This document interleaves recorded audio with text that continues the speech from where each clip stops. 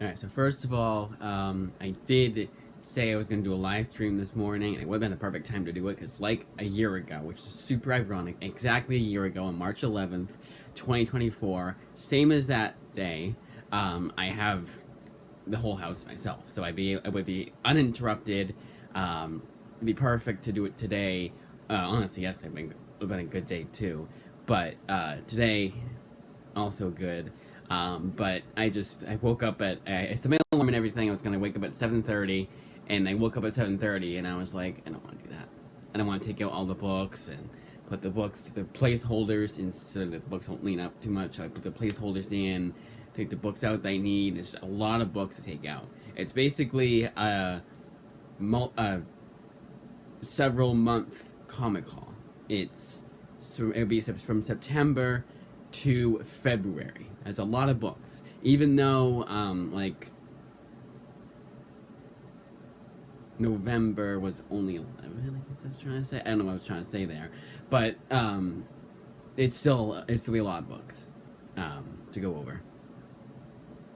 And I do want to do that. I still want to make the video. I like doing those kinds of videos from, yeah, okay, you've seen them all. If you've seen the comic hauls for the months of September to February, you've seen those already. But I do still like doing those videos. It's a way for me to, oh, I forgot to mention this about this book, or I read this book since then, so now I can review it. A lot of stuff like that. And sometimes I feel like I forget to show the artwork, like when I'm going over, like, for example, here. Like, okay, Everyday Hero Machine Boy was actually a book I got. But anyways, that you would actually see. But Everyday Hero Machine Boy, written by Irma Davila and Trevion, close to the artwork. And then sometimes I forget to do this and show the interior artwork, which isn't a whole lot. It isn't like, it shouldn't be as big a deal to me, especially because I'm just showing it like that. It's kind of a weird angle, I guess you could say. And sometimes I feel like it just looks stupid. Sometimes, not all the time. I think it's more like, with a smaller book like this, I do it like this, and I feel like that's just like, I should do it like this, but then I feel like it's always getting cut off, so I gotta do like that, and even that kind of looks weird. But I don't, most of the time, I don't feel like it's weird showing it. I don't feel like I'm doing a weird angle or anything, like showing the artwork. Like, an example is this book, Gasolina. I'd show it off, say who the writer and artist is and all that, and then like that. That's perfect. I think that's why it's one of the things I like about comics when they're in this size, is that showing the artwork, you can see it. If you need to zoom in, you zoom in, but whatever. But yeah, I know I probably should do overhead shots. That's really hard to do because in one hand I'm holding the camera and in the other hand I'm holding the book. Could get like a GoPro kind of thing, put around my head like that, but I don't want to do that. I think doing it like this is fine. But anyways, that's kind of why I didn't do it. Just kind of, because this video was also several hours long. Well, it's several hours long. I keep saying several, like it's like 3. But it would be at least a 3-hour long video, and that would be from 7:30 to 10:30, which is fine. That doesn't take too much out of my day because I'd be waking up earlier than I normally do, getting right on it. Honestly, it'd actually be more like 8, so 11 I'd finish. 11:30. It's a lot to do, and I woke up this morning and I was like, I don't want to do that right now, at least. There is part of me that wants to still do it. Well, I wanted to, it wasn't all reluctance, but it was mostly reluctance, and I was just like, at the end of the day, I can push it off to another date. It would be nice to do it today because it would be the 1-year anniversary, but hey, I'm still uploading a video.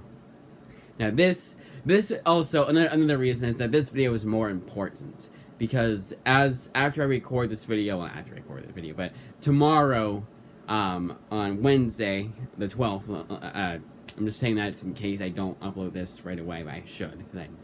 Actually, no, I will push it. I should push it. So I don't like doing a Tuesday upload. I should push it to Wednesday. But I guess Wednesday, what do I do on Wednesday, So I may push this to Wednesday. So that day, on Wednesday, after school or during my break, I'll be returning this pile of books. Obviously, excluding the 2 books, Gasolina and Genius, that are in my PC. Those I'll be keeping at the house, obviously. But the rest of them are all library books, and I want to return them because I have a lot checked out in my account right now. And I'm getting more books in this week and next week. Without further ado, long ass intro, but I did want to say my 2 cents about why I didn't end up doing the live stream. Also, there was one commenter that was like, "Oh, I'll have work then," so I was like, nice to know that if I do it on the weekend or whatever, like I originally planned to do, then there's a better chance that that guy will be on the live stream and be able to hop in for at least like 5 minutes or so. But anyways, so without further ado, let's get into it. First up, and the other thing is that uploading a live stream is so weird. It takes like it actually does take several hours for it to appear on YouTube after, of course, the live stream itself. Live stream itself will show up no problem, but uploading the 2.5 hour video will take like 5 hours. It's weird. I don't know why, because it's live, so why don't you already have it? It's not like it's me uploading the actual video and you had to take time to process it and do all that shit. No, the live stream was already going, so you would think it'd be able to appear right away. Like other YouTubers have no problem, and maybe they don't do it right after YouTube. Maybe they do it somewhere else, but even then, no, it doesn't make any sense. I mean, they're live today, they're multi-streaming, I don't know. But when I do it with my cousin, the very, very, very, very, very rare times we do, that also takes a little while, too. I remember it was like overnight, I think it was. It was crazy. But that was on his side, not my side. Maybe it's also the device, I don't know. But it's fine, because it does upload. And what's nice is that it says streamed 9 hours ago, like how it should. Not uploaded 1 second ago. No, it's live streamed, it was streamed 9 hours ago, which is nice. Alright. Without further ado, let's get into it. First up is Everyday Hero Machine Boy. This is one I was just showing off. This one is in my PC. Yeah, I know it has a little library barcode here. No, it wasn't a previously owned library book. This is the copy from the actual library that I go to pick up books from other libraries, and it's the main destination for my library for library books for me. And I know I could have picked my copy to show off, but I did want to, because I knew my local library had this book, and I just found it ironic that, you know what, when I read it, I might as well, at least the first time, make it be the library's copy. And this book was alright. Not one, this book is only $12.99, it's a pretty cheap book. So I wasn't like super pissed off. Felt like I got ripped. I was like, I got ripped off. Felt like I wasted my money or anything like that. It was decent. Nothing groundbreaking. Nothing like that. I would say, I guess it would never be anywhere close to a high recommend. It is the definition of a 6 out of 10. It is somewhat forgettable. Like somewhat, a skin of its teeth. It is kind of forgettable.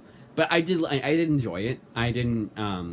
I think it does have good pacing, good enough pacing. It's a perfectly serviceable book. If you have any interest, any curiosity about checking this book out, I can't imagine you being disappointed. But don't go into it expecting scary. It is more just basic, you know. Next up, we have Gasolina, and this one had a lot of criticisms, but the criticisms made me want to read it more. And the criticism was, or at least own it for the longest time, and then read it for the longest time. We want to buy it. That's what I wanted to say. May want to buy it, and the criticism was, I don't know why I specified that. The criticism for this book was that it was very confusing, and it felt like there were like panels taken out of the book because of it. They just go from here to there in like the matter of seconds. And yeah, it does feel like that. That does feel like how this book is structured. But in a weird way, it makes me want to read it again already, just in case I missed something. I doubt I did, but there are several details I'm sure I missed. Not several. But there are a few. I said that word, several. There are a few details I am sure that I missed here and there. So a reread would be beneficial. And what's nice about this book is that I own it, so I can reread this book anytime I want.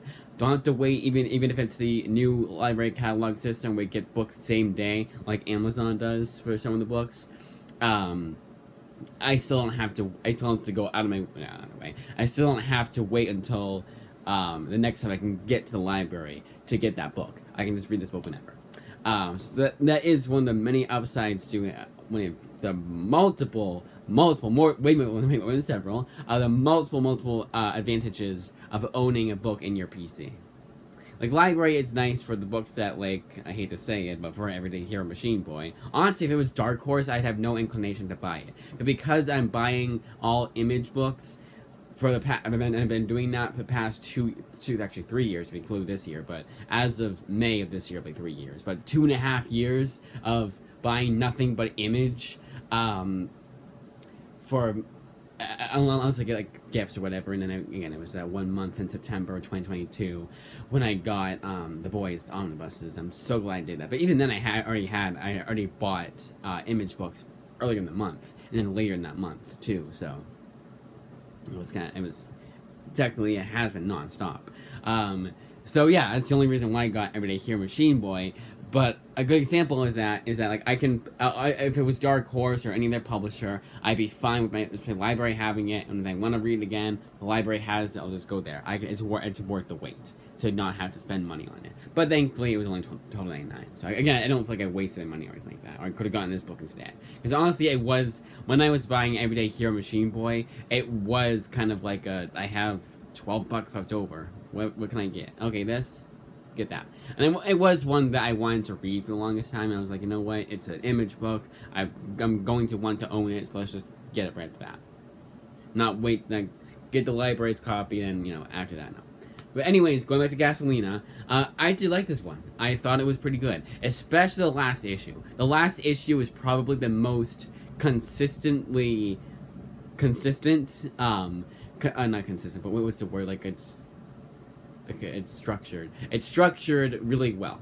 It's structured like how an actual comic book should be structured, and it's not confusing at all. It follows a narrative. It has technically a beginning, middle, and end. Does say to be continued. And honestly, I cannot wait to read Volume 2 because of where Volume 1 leaves off on. So this one is pretty. My voice cracked. This one is pretty good, but other than the 6th issue, there wasn't like that super cliffhanger ending. I was like, oh my god, I can't wait to read the next issue.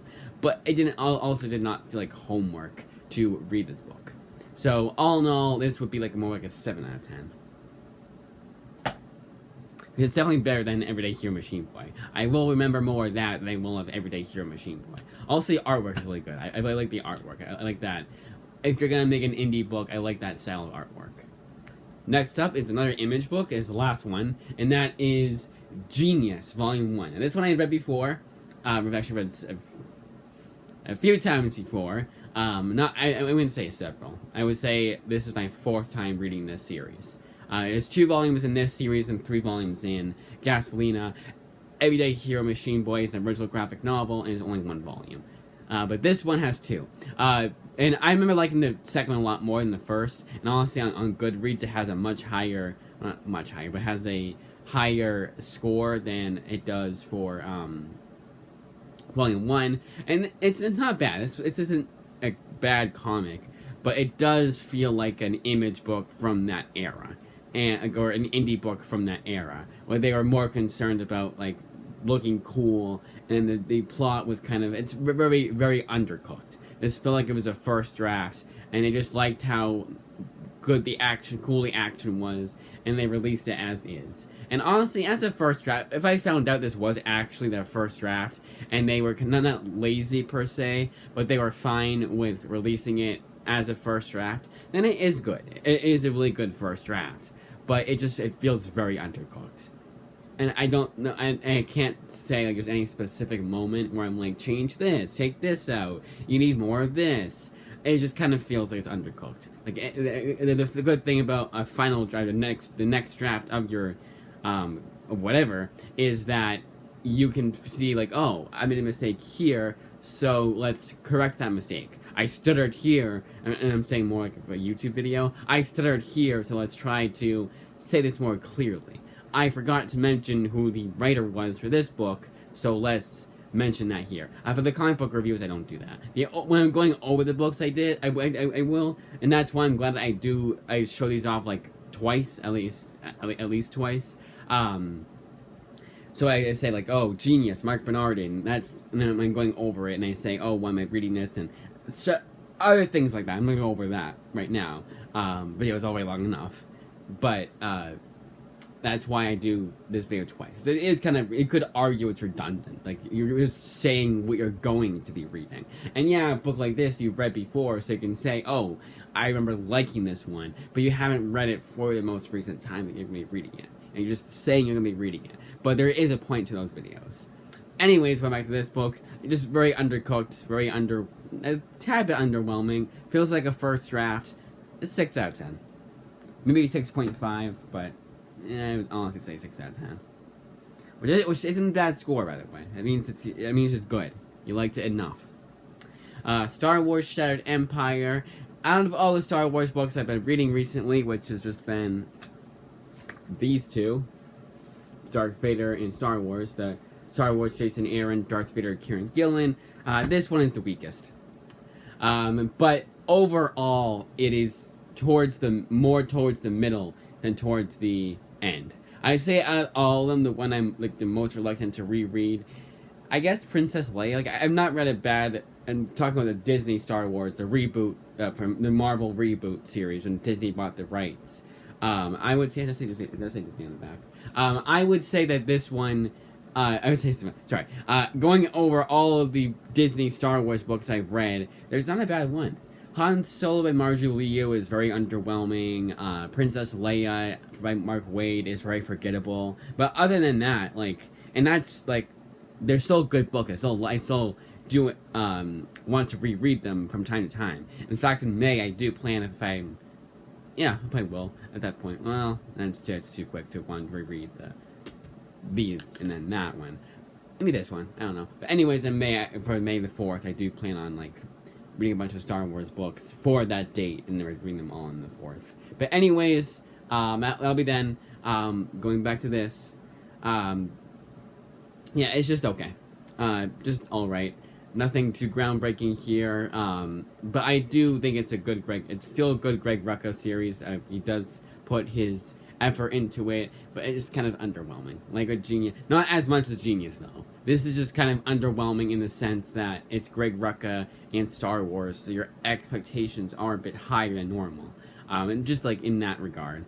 But even with that being said, this is still a 7 out of 10 book. I'm gonna make these next two very quick, because I've said this in the past, and I'll say it again. These both are my favorite Star Wars books I've read, and I've read a good amount of Star Wars books. I've read some of the Dark Horse stuff. I was kind of underwhelmed by it. The John Ostrander stuff. It's like every other time I'm like, oh my god, it's really good. And I read the first. I read 1.5 of the Epic collections. I do plan on rereading those very soon here, though. I do want to do another like Epic collection extravaganza where it's like 4 Epic collections or more. Maybe 4 from the library and then 2 from my PC. Which one of them will be Black Widow and the other one will be like Conan again. No, I can't put Conan. Maybe like Amazing Spider-Man or something like that. Because I don't own very many Epic collections for a total of 6. Yeah, but anyways, going to Star Wars. So yeah, I've read that. I've read the John Ostrander Star Wars Legacy. Read that. Thought it was good enough, but I was never like super like into it. But these ones are the ones that I will always say. If there's anyone that wants to get into Star Wars comics, like the movies, you love the original trilogy, you should love these books. I cannot imagine anyone hating these books. Both of these I would give like a 9 out of 10. Honestly, I'm gonna give both a 9 out of 10. They're both equally good. I cannot pick a good one out of the two. I always said Star Wars Jason Aaron, and I do still stick by that because I do feel like it's a bit more like I understand more from that. I feel like Darth Vader Kieran Gillen is a bit more all over the place, but not too much. Anyways, moving on to Mockingbird Volume 1. This is a Chelsea Cain book. If you read anything by her, you know that her politics are front and center. And they are just right in your face. She beats you over the head with it. But it's not all the time, so I am able to enjoy other things from this comic. But this comic is never funny. This comic is never like there's so many just like annoying jokes in this book, but it's not headache-inducing annoying. It's not like Squirrel Girl, Hellcat, or Unstoppable Wasp, where it's just absolutely shit. Like, it's absolutely no redeeming qualities whatsoever with those fucking books. I absolutely despise books, especially fucking Squirrel Girl. I absolutely fucking despise each and every one of those books I just mentioned. But this one is at least enjoyable. This one is like, yeah, the politics are everywhere, and it's one of those modern Marvel books that everyone like says, oh, comics are terrible now, and they point to this book, and rightfully so. But again, Chelsea Cain is still a competent writer. Her politics are all over the place, and it's really annoying, and she knows that she's annoying this crowd, and she doesn't care because she likes annoying that crowd. She almost seems to enjoy it. But she's still a good writer. Like, it's still, I was still entertained throughout this book. Maybe a little less so, because I did remember a lot more from this book than I thought I did, because I thought it had been a lot longer, but apparently it hasn't been, or just I remember, because of how memorable this book is, I just remembered a whole lot more. But there was not a whole lot of surprises. Not a whole lot of times when I was reading this, and I was like, oh, I forgot about that. Genius had several of those moments. This did not. But even Star Wars, the most recent Star Wars book and Darth Vader book I was reading, had those moments. This didn't have as many. And I've been doing out of 10 for all these? Yes, I have. Awesome. I want to go back around and do it again. This is 6 out of 10. 6.5. I hesitate to give it a 7 out of 10. And that's why it's super quintessential that I don't just do 8 out of 10, 9 out of 10. Because I'll give the same score to Chelsea Cain's Mockingbird that I do, or around the same score that I gave to Everyday Hero Machine Boy. And that's kind of like, well, you actually, okay, you liked it the same as you liked Everyday Hero Machine Boy. No, I just had a lot more criticisms about, it's just kind of like that. It's kind of hard to explain without actually saying what I have about the books. I just did, so it'd be redundant. But you guys know what I said about each book. I like them for different reasons. There, that's what I had to say. Clobbering Time. This is a very, like, all over the place book. It's very zany, very action packed. Just kind of like throwing it at the wall and see what sticks. I feel like a lot of Steve. Like, honestly, actually, no, that's what I'm gonna say. Steve Scrosse's artwork is kind of like crazy, which really suits the narrative of this book, especially. There, that's perfect way. It's perfect way to explain this book. This is good. I still like it. 7 out of 10. Honestly, 7.5. Murder World. This is Jim Zub and Ray Fox. Why did I mention who the writer was? I don't know. But honestly, I don't know if this feels like more like a Jim Zub. I would say it feels more like a Jim Zub book than the Ray Fox book, because Ray Fox likes to go with that like horror aspect. There is some of it in here, but he likes to go with that like that almost Grant Morrison-y kind of style of writing, where it's kind of confusing, kind of not. But Jim Zub is a lot more straightforward. But I don't know, I didn't mention that. But this book, it's just good. Like it's one that I just come to every now and then. Nothing groundbreaking here. A perfectly serviceable book. 7 out of 10. So 7.5 out of 10 for Clobbering Time. Loki the Liar. I hated this book. Well, I hated this book. I did not like this book. I was very underwhelmed with this book the first time I read it. And let's say this is my second time. I think this is my third. But I don't remember specifically how I felt about it the second time around. I liked it a little bit more, but all in all, this is not a book I'm going to be rereading anytime soon. 5 out of 10. Just kind of all over the place, and not in a good way. Ant-Man Second Chances. By far, out of all the books I've been reading recently, honestly in the last like 3 months, this had the most dialogue out of all of them. And it honestly at times was rivaling the Silver Age for just how much text was on just one page of this book. Other than that, and even then, I still like this book. It kind of felt like it was necessary for the most part. I don't think there had to be as much narration, but this is a really, really solid Ant-Man comic. 8 out of 10. Dark Spaces Wildfire may just be my pick of the week. It is insanely good. It starts out a bit slow, but when it gets going, it really gets going. And to think that this is modern Scott Snyder, the same Scott Snyder who wouldn't shut the fuck up about the Dark Knight's Metal universe, and even the people that liked it at first were getting absolutely sick and fucking tired of the Batman Who Laughs and everything like that. And it's funny because he's such a new character that people are already getting sick of the Batman Who Laughs.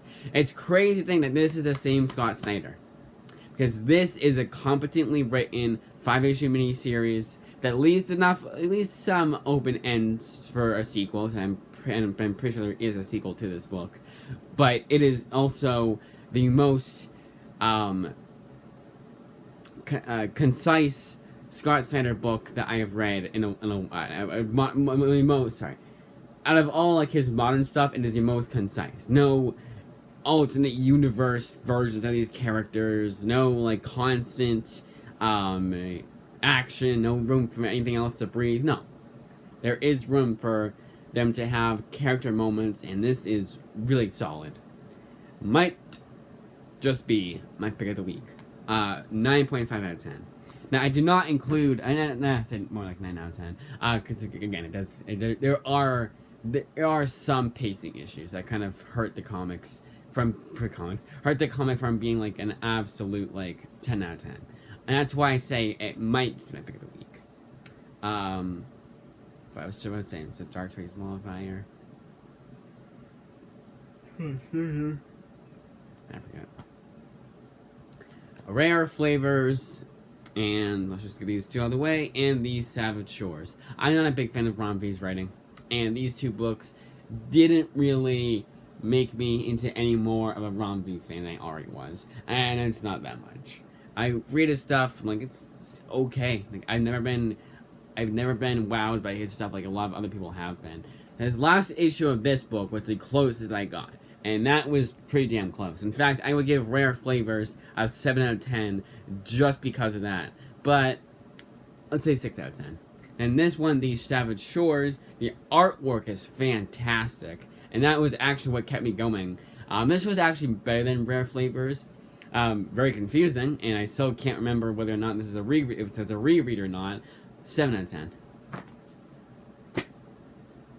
But now we know the next time I read these Savage Shores, it will be a reread. Clean Room Volume 3. One of the most insane, bonkers comics I've read in a long time. Absolutely phenomenal stuff. 9 out of 10. Transmetropolitan, one of the most important comics you can read nowadays. 9.5 out of 10. Joe the Barbarian. If you don't like how confusing Grant Morrison stuff is, but you still want to see what's so great about his writing, look no further than Joe the Barbarian. 9.5 out of 10. It has been way too long since I've read this book, and I kind of regret that. But I was checking out my library for so long, and good on them. The Flash by Brian Buccellato.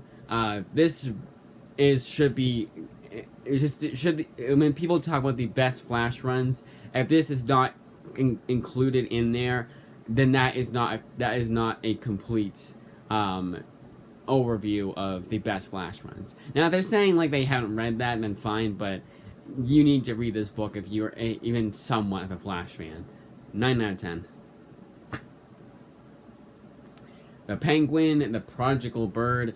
This is the sequel to Batman Killing Time, and I didn't like Batman Killing Time.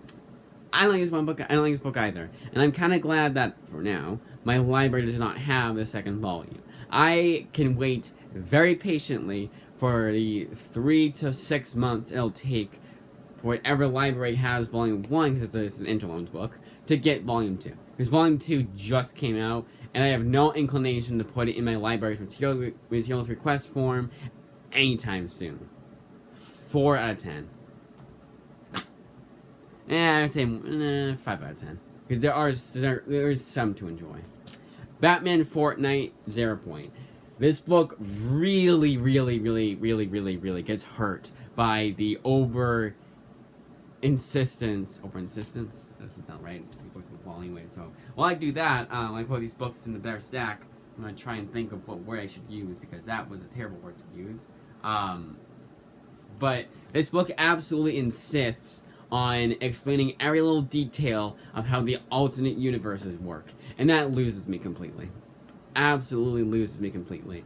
And it's not until towards the end, because that's when I figure it out. Oh, alternate universe, yada yada yada. Obviously, it's not a spoiler.